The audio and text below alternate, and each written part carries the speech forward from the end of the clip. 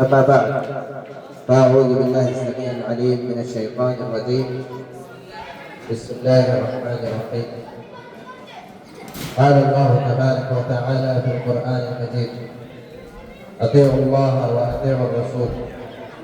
وقال في مقام آخر: قل إن كنتم تحبون الله فاتبعوني يحببكم الله ويغفر لكم ذنوبكم.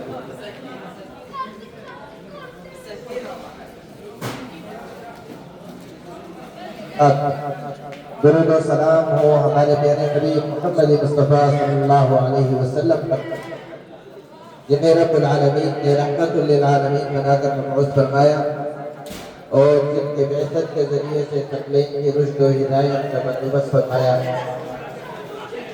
اللہ رب العزت ہمارے پیارے حبیب محمد مصطفیٰ صلی اللہ علیہ وسلم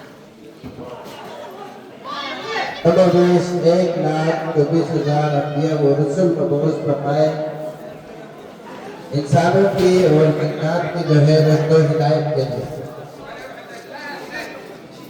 اللہ رب العزت نے اپنے کلام پاک کے اندر مختلف جگہوں پر بار بار اس بات کی تاکید اور تائید فرمائی کہ اللہ تعالیٰ کی اطاعت کرو، رب العزت کی اطاعت کے ساتھ ساتھ رسول اکرم صلی اللہ علیہ وسلم کی اطاعت کرو۔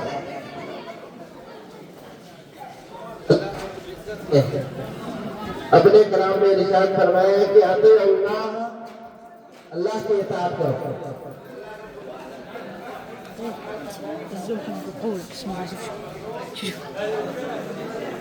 وسلم کی اطاعت کرو۔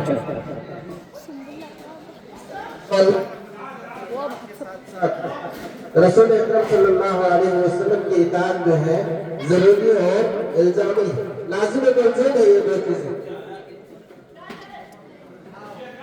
ہم سے پہلے جو امتیں گزری ہیں، خصوصاً اہل کتاب یہود و نصارہ، وہ دعویٰ کرتے تھے کہ نحن ابناء اللہ و احباؤہ، ہم اللہ کے بیٹے ہیں۔ انہوں نے یہاں تک دعویٰ کر دیا کہ ہم اللہ کے بیٹے ہیں، نعوذ باللہ، اور انہوں نے کہا کہ ہم اللہ کے محبوب لوگ ہیں، ہمیں اللہ سے محبت ہے اور اللہ رب العزت ہم سے محبت کرتے ہیں۔ ان کا یہ باطل دعویٰ تھا، صرف خالی جو ایک کھوکھلا دعویٰ تھا، جس طرح کے دعوے جو ہے آج کل کے معاشرے میں بعض اسلام کے دعوے دار کرتے ہیں، رسول اکرم صلی اللہ علیہ وسلم سے محبت کے دعوے کرتے ہیں اور اللہ رب العزت سے محبت کے دعوے کرتے ہیں، لیکن حقیقت کو دیکھا جائے تو ان کے اعمال کو دیکھا جائے، ان کی زندگی میں جو ہے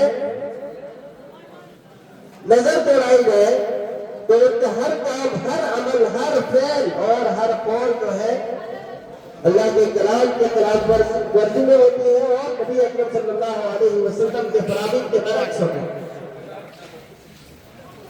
انہوں نے جب دعویٰ کیا کہ ہمیں اللہ سے محبت ہے، یہود و نصارہ نے، اور اللہ کو ہم سے محبت ہے، اللہ رب العزت نے قرآن کریم میں آیت نازل فرما دی، فرمایا کہ قل، اے میرے حبیب، آپ ان سے کہہ دیجئے، یہود و نصارہ سے، اہل کتاب سے آپ کہہ دیجئے، ان کنتم تحبون اللہ، اگر تم اللہ سے محبت کے دعوے دار ہیں، اگر حقیقت میں تم اللہ سے محبت کرنے والے ہیں، فاتبعونی، میری پیروی کرو، میری اتباع کرو، میری اطاعت کرو، میرے کہنے مانو، یعنی رسول اکرم صلی اللہ علیہ وسلم کی اتباع۔ یحببکم اللہ، اللہ رب العزت کے تم سے محبت کریں گے۔ تو محبت کا معنی کیا ہے؟ محبت جو ہے پیروی میں ہے۔ آج کل جو ہے ہمارے معاشروں کے اندر بھی بحیثیت مسلمان ہم میں سے ہر ایک کا بھی یہی دعویٰ ہے کہ ہم اللہ سے محبت کرتے ہیں اور ہم جو ہے نبی اکرم صلی اللہ علیہ وسلم سے محبت کے دعوے دار ہیں، لیکن اگر ہماری عملی زندگی میں نظر دوڑائی جائے، دیکھا جائے تو نہ ہمیں اللہ سے محبت ہے، نہ ہمیں رسول اللہ سے محبت ہے۔ ہمارے کام ایسے جن کاموں سے، جن اعمال سے، جن اقوال سے، افعال سے اللہ رب العزت نے منع کیا ہے، ہم انہیں کو کرتے ہیں۔ گناہوں کے ارتکاب سے جو ہے ہمیں منع فرمایا، ہم گناہوں میں جو ہے لگ مر جاتے ہیں وہاں پر۔ اور اسی طرح نیکیاں کرنے کا حکم کیا رمضان المبارک کے علاوہ۔ باقی پورے سال جو ہے بہت سارے لوگ ایسے ہیں کہ قبلے کی طرف کو بھی نہیں کرتے۔ ہمارے محبت کا معیار کیا ہے؟ محبت کا معیار ہے اطاعت، اور محبت جو ہے اللہ رب العزت کی عبادت کے لیے، ہم جس مقصد کے لیے بنائے گئے اللہ رب العزت کی عبادت ہے، اور وہ عبادت جو ہے ہم نے اپنی طرف سے عبادت کا طریقہ ایجاد نہیں کرنا۔ عبادت کے لیے جو پیمانہ ہے، جو طریقہ ہے، وہ اللہ کے نبی صلی اللہ علیہ وسلم نے ہمیں بتلایا ہے۔ جو نبی اکرم صلی اللہ علیہ وسلم کے بتائے ہوئے طریقے کے مطابق عبادت کرے گا، اس کی عبادت جو ہے قبول کی جائے گی۔ بصورت دیگر جو ہے اس کا عمل، اس کی عبادت وہ اسی پر لوٹا دیا جائے گا، وہ مردود ہے۔ اللہ کے نبی صلی اللہ علیہ وسلم نے ارشاد فرمایا کہ من عمل عملا لیس علیہ امرنا فہو رد۔ جس نے کوئی ایسی عبادت کی، ایسا عمل کیا، ایسا کام کیا دین سمجھ کر، کار ثواب سمجھ کر اس نے ایسا کام کیا جس کا حکم ہم نے نہیں دیا، یعنی اللہ کے نبی صلی اللہ علیہ وسلم کی شریعت میں نہیں ہے جس کا حکم، جو آپ بڑی عبادت سمجھ کر رہے ہوتے ہیں۔ بہت سارے عبادات جو ہے پاک و ہند کے اندر، خصوصاً ہمارے معاشروں میں بہت سارے کام ہم جو ہے عبادت سمجھ کر کرتے ہیں، بہت بڑی عبادت سمجھ کر کرتے ہیں، ایسے سوچ کے کرتے ہیں کہ صحابہ کرام کو ان عبادات کے بارے میں پتہ نہیں چلا، ان کو علم نہیں تھا، یہ علم ہمارے پاس آ گیا۔ ایک طرح سے یہ دعویٰ کر رہے ہوتے ہیں کہ کیا ہے، وہی ہمارے اوپر بھی اترتی ہے، نعوذ باللہ، کہ اللہ تعالیٰ سے جو ہے ڈائریکٹ ہمارا واسطہ ہے، تعلق ہے، ہمارے اوپر وہی نازل ہوتی ہے، ہمیں اللہ نے اس بڑی عبادت کو کرنے کا جو ہے سر انجام دینے کا حکم کیا ہے۔ ایک طرح سے ہمارا یعنی یہ دعویٰ ہوتا ہے، کیونکہ ایسے اعمال، ایسے عبادات کر رہے ہوتے ہیں جس کا نہ قرآن کریم میں حکم ہے، نہ حدیث نبی نے، نبی اکرم صلی اللہ علیہ وسلم کے فرامین میں جس کا حکم نہیں ہے، ایسے کام کر رہے ہوتے ہیں۔ مختلف عبادات ہیں جن کی مثالیں آپ جو ہے بخوبی جانتے ہیں، ہم میں سے ہر ایک جانتے ہیں۔ تو عبادت کا طریقہ اللہ کے نبی صلی اللہ علیہ وسلم کے بتائے ہوئے طریقے اس پر اسی کے مطابق ہونی چاہیے، نہیں تو جو ہے وہ عبادت جو ہے قابل قبول نہیں ہے، وہ عبادت جو ہے مردود ہے، اسی پر لوٹا دی جائے۔ اللہ رب العزت کو ایسے عبادت کی کوئی ضرورت نہیں ہے، اسی لیے ہر عبادت کے لیے اللہ رب العزت نے نبی اکرم صلی اللہ علیہ وسلم کے ذریعے سے ہمیں جو ہے اس کا طریقہ بیان فرمایا ہے۔ نماز کے بارے میں نبی اکرم صلی اللہ علیہ وسلم نے فرمایا کہ صلو، تم ایسے ہی نماز پڑھو، ویسے ہی نماز پڑھو، کما رأیتمونی اصلی، جس طرح مجھے نماز پڑھتے ہوئے دیکھتے ہو۔ اور اسی طرح جو ہے حج کے بارے میں نبی اکرم صلی اللہ علیہ وسلم نے ارشاد فرمایا کہ خذوا عنی مناسککم، تم مجھ سے جو ہے اپنے حج کا طریقہ مجھ سے سیکھو۔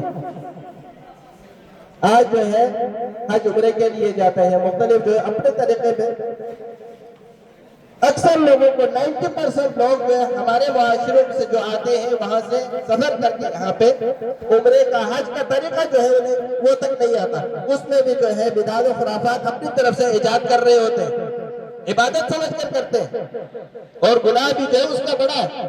جو چیز جو ہے آپ کے علم میں نہیں ہے، آپ نے جو ہے جان بوجھ کر وہ نہیں کی، عبادت سمجھ کر آپ نے نہیں کیا، آپ کے علم میں نہیں تھا، آپ سے غلطی ہو گئی، خطا ہو گئی، اس کے لیے معافی ہے۔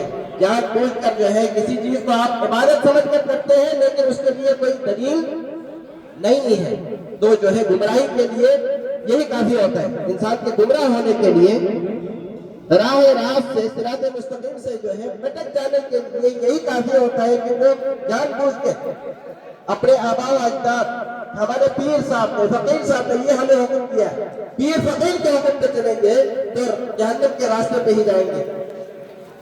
جنت کے راستے جانے کے لیے اللہ رب العزت کے کلام اور رسول اکرم صلی اللہ علیہ وسلم کے فرمان پہ عمل کرنے کے لیے وہ دلیل ہے۔ پیر فقیر کا قول جو ہے اس کا عمل نہ اس کا قول وہ دلیل نہیں ہے۔ دین اسلام کے لیے دلیل کیا ہے؟ اللہ رب العزت کا کلام ہے، قرآن مجید ہے، اور نبی اکرم صلی اللہ علیہ وسلم کی سنت ہے، فرامین ہے آپ صلی اللہ علیہ وسلم کے، تو یہ دلیل ہے۔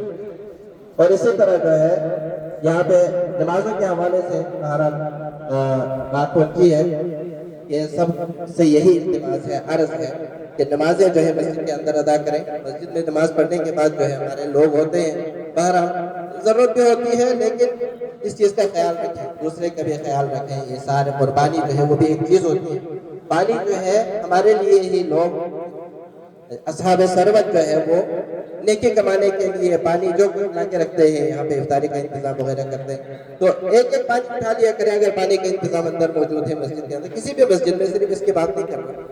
تو بہرحال اکثر لوگ شکایت کر رہے ہوتے ہیں کہ 2-4 پانی اٹھا لیتے ہیں، جیب میں ڈالتے ہیں اور اٹھا کے لے جاتے ہیں. 2-4 بندوں کے لیے ملتا ہے، پھر باقی لوگ جو ہے رہ جاتے ہیں. تو اس چیز کا خیال رکھیں اور جہاں کہیں بھی جائیں صفائی ستھرائی کا ہمیشہ خیال رکھیں. اللہ رب العزت جو ہے ہمیں عمل کے توفیق عطا فرمائے. وآخر دعوانا الحمدللہ رب العالمین.